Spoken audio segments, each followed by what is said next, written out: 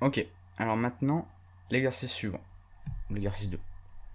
Là, nous avons un énoncé qui nous dit les résultats d'un vote ayant trois issues possibles, A, B et C, sont stockés dans un tableau. Exemple, urne, qui est du coup une liste qui contient les résultats possibles en fait d'un vote. Donc là, il y a plusieurs A, là, il y a un B, là, il y a un C, etc. Ensuite, on a la fonction dépouille, qui doit permettre de compter le nombre de votes exprimés pour chacune des issues. Elle prend en paramètre un tableau et renvoie le résultat dans un dictionnaire dont les clés sont les noms des issues et les valeurs, le nombre de votes en leur faveur. Donc ça, qu'est-ce que ça veut dire? Ça veut dire que on a un dictionnaire qui contiendra du coup A, B et C en clés, et les valeurs, ce sera le nombre de fois qu'on a vu chacune en fait de ces issues, donc le nombre d'occurrences en fait à chaque fois dans la liste. Ensuite, on a la fonction vainqueur qui doit désigner le nom du ou des gagnants. Donc c'est-à-dire si on a plusieurs fois, si on a A et B par exemple qui apparaissent le même nombre de fois, c'est eux les gagnants. Et ce nombre est évidemment supérieur à C. Elle prend en paramètre un dictionnaire dont la structure est celle du dictionnaire renvoyé par la fonction dépouille et renvoie un tableau. Ce tableau peut donc contenir plusieurs éléments s'il y a des ex-aequo. Ensuite, du coup, il nous demande de compléter ces deux fonctions dépouille et vainqueur, dont le début du code est fourni ici et qu'il faudra ensuite compléter. Alors, du coup, si on regarde, la fonction dépouille, elle doit compter le nombre de votes exprimés pour chacune des issues, et ça doit être stocké dans un dictionnaire, où les clés, ça va être les clés en fait des issues possibles, et les valeurs associées, le nombre d'occurrences.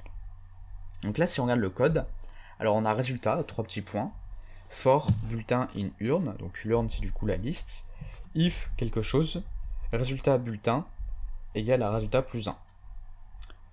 Ensuite, on a un else avec 3 petits points et à la fin on return résultat après avoir fait la boucle for. Donc ça, qu'est-ce que ça veut dire tout ça? Alors, on sait qu'il faut renvoyer un dictionnaire parce que c'était marqué, le nombre de candidats, c'est marqué. La fonction vainqueur doit désigner le nom des gagnants. Elle prend en paramètre un dictionnaire dans la structure et celle du dictionnaire renvoyé par la fonction dépouille. Donc là, on renvoie résultat, donc du coup, déjà on se doute que le résultat ça va être un dictionnaire. Ce serait mieux de mettre un dictionnaire vide, même si on connaît déjà les clés. En fait, ce qu'il faut se dire, c'est que peut-être que les issues vont peut-être changer.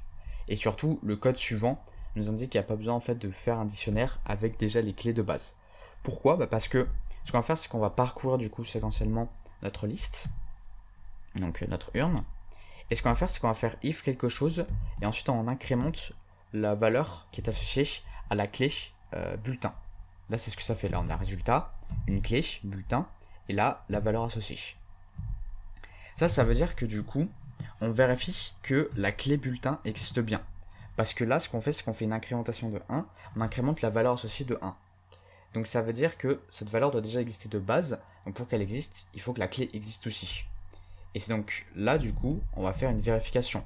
On va vérifier que la clé bulletin existe bien. Si elle existe bien, ça veut dire alors que on pourra bien incrémenter sa valeur associée. Et si elle n'existe pas, ça veut dire qu'on l'a pas encore rencontrée. Donc du coup, on va créer une clé résultat, une clé avec la valeur de bulletin dans résultat. Et la valeur associée, ce sera du coup 1 parce que ce sera la première fois qu'on a trouvé cette clé. Et la valeur associée, c'est le nombre, c'est comment ils disent ça, c'est le nombre de votes.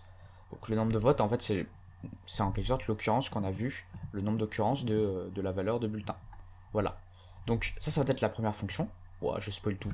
Et donc là, qu'est-ce qu'on a? On a du coup, comme j'ai dit, un dictionnaire dans la fonction dépouille pour la valeur de résultat. Ensuite, du coup, on parcourt urne. Si bulletin est dans résultat, donc ça veut dire est-ce que bulletin est une des clés de résultat. Alors on peut mettre un résultat.keys, mais il n'y en a pas besoin, parce que ça va parcourir automatiquement les clés de résultat.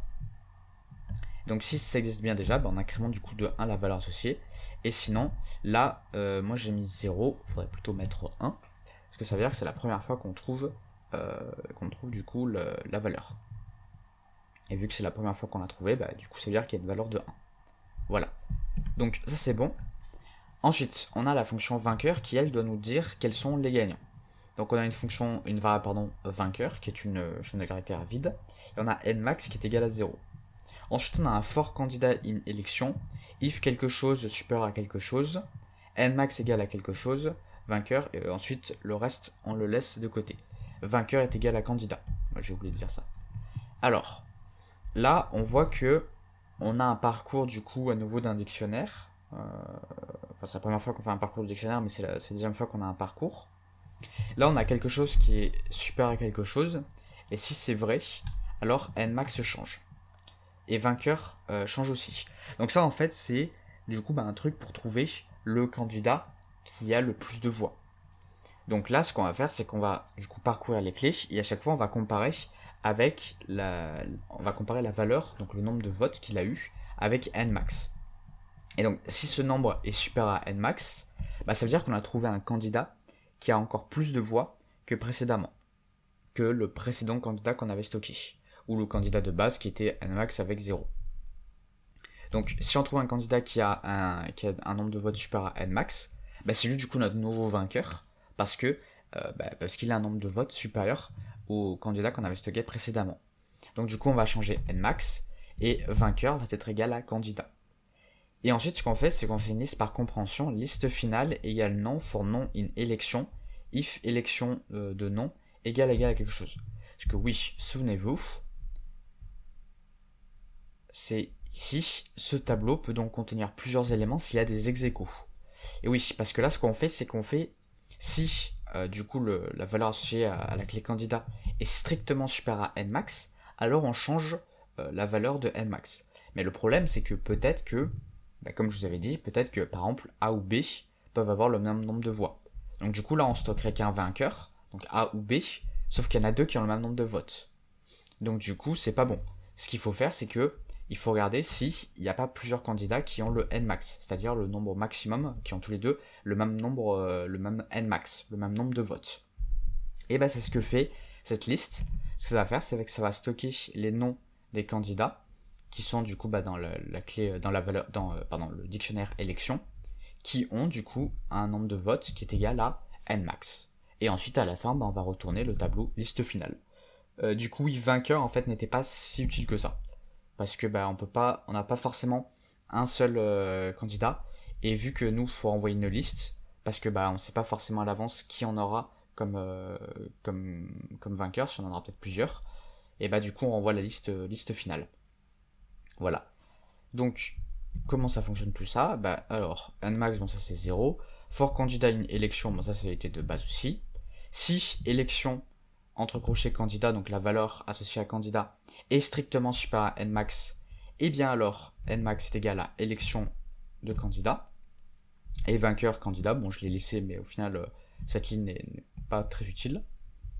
Et ensuite on a liste finale qui est égale à non, for non in élection, if élection de non égale à Nmax. Donc si du coup les candidats en fait les candidats qui sont stockés ici seront les candidats qui ont du coup un nombre de votes égal à Nmax. Et à la fin, on return liste finale. Voilà. Et donc si on exécute, donc là pour le tester, c'était un peu expliqué.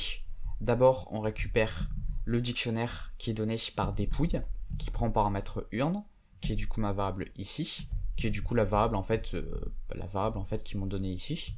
J'ai juste récupéré le code. Voilà. Et ensuite, ce que l'on fait, c'est que on récupère la liste finale en faisant liste finale égale à vainqueur, et on met en paramètre résultat. Et donc vainqueur va nous renvoyer notre liste finale, et notre liste finale c'est du coup B, ce qui est je crois demandé, oui c'est ça, parce que B a 4 votes, alors que les autres n'en ont que 3. Voilà, donc du coup c'est bien B qu'il faut renvoyer. Et voilà, c'est terminé, le programme fonctionne. Alors c'est dommage, ils n'ont pas mis d'autres exemples d'utilisation. Donc ça, du coup, il faut essayer un peu de s'imaginer les exemples en restant en adéquation avec les attentes du sujet pour pouvoir tester un peu les différents cas, notamment le cas où il y a plusieurs candidats qui ont le même nombre de votes. C'est surtout lui en fait, c'est surtout les deux types de cas. Le premier cas c'est s'il n'y a qu'un seul vote, qu'un seul candidat avec le plus de votes, et le deuxième cas quand il y a plusieurs candidats avec le même nombre de votes, qui est égal du coup à Nmax. Voilà. Donc moi j'en ai terminé pour ce premier sujet de NSI année 2023. Donc si vous avez d'autres questions, n'hésitez pas à laisser dans les commentaires. Moi, j'y répondrai très rapidement. Voilà, moi sur ce, je vous souhaite une bonne journée. Prenez soin de vous et à une prochaine. Salut.